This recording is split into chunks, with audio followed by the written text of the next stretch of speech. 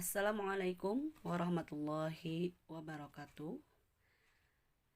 Kembali lagi di pelajaran pendidikan agama Islam dan budi pekerti, masih di bab 4, lebih dekat kepada Allah dengan mengamalkan sholat sunat.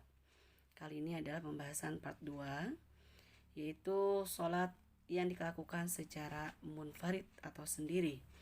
Sholat sunat munfarid adalah sholat yang dilaksanakan secara individu atau sendiri.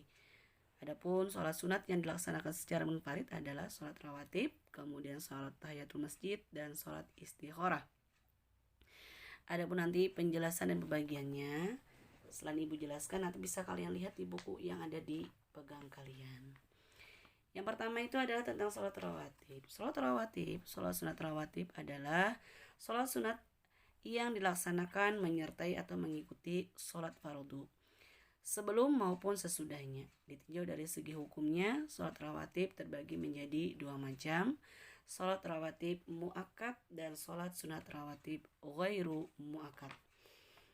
Untuk rawatib muakkad itu adalah yang sering dilakukan oleh Rasulullah Shallallahu Alaihi Wasallam, sedangkan yang ghairu muakkad itu kadang-kadang saja. Sholat sunat rawatib muakkad ini sangat dianjurkan.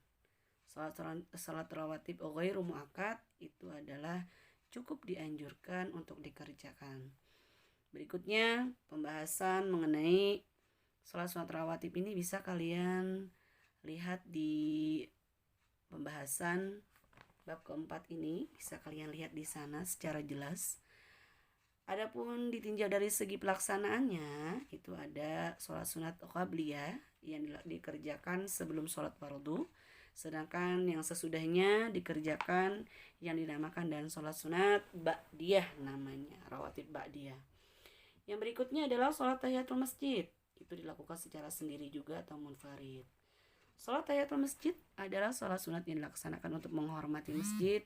Sholat sunat disunahkan bagi setiap muslim ketika memasuki masjid. Sholat sunat ini merupakan rangkaian adab memasuki masjid. Jadi apabila kalian memasuki masjid, maka hendaklah kita melaksanakan yang namanya dengan sholat sunat tahiyatul masjid. Sebelum duduk, silakan kerjakan dahulu sholat sunat tahiyatul masjid sebanyak 2 rakaat.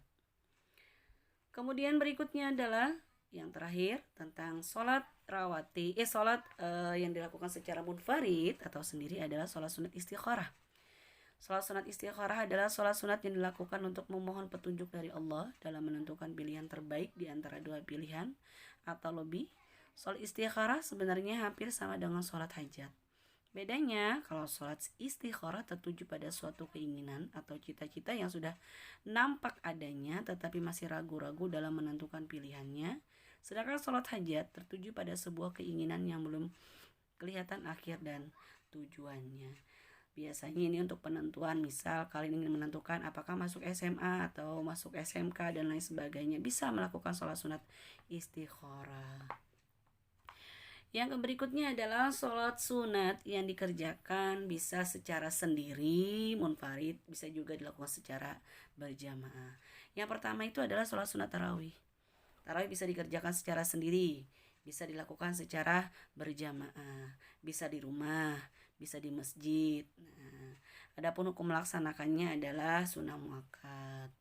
Kemudian yang berikutnya adalah yang dilakukan secara sendiri maupun berjamaah bisa, yaitu sholat sunat witir. Sholat yang dilaksanakan dengan bilangan ganjil 1, 5, 7, 9 atau 11 rakaat. Hukum melaksanakannya adalah sunnah muakkad. Adapun sholat sunat witir adalah dilakukan sesudah sholat isya dan menjelang sholat subuh.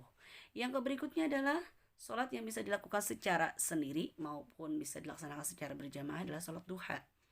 Sholat sunat duha atau yang sering disebut dengan sholat awwabin duha adalah sholat sunat yang dikerjakan pada waktu matahari sudah menaik sekitar 1 tombak sekitar jam 7 atau matahari setinggi sekitar 7 hasta hingga menjelang waktu zuhur.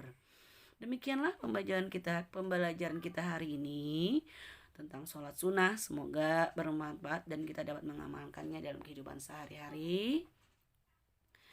Terima kasih.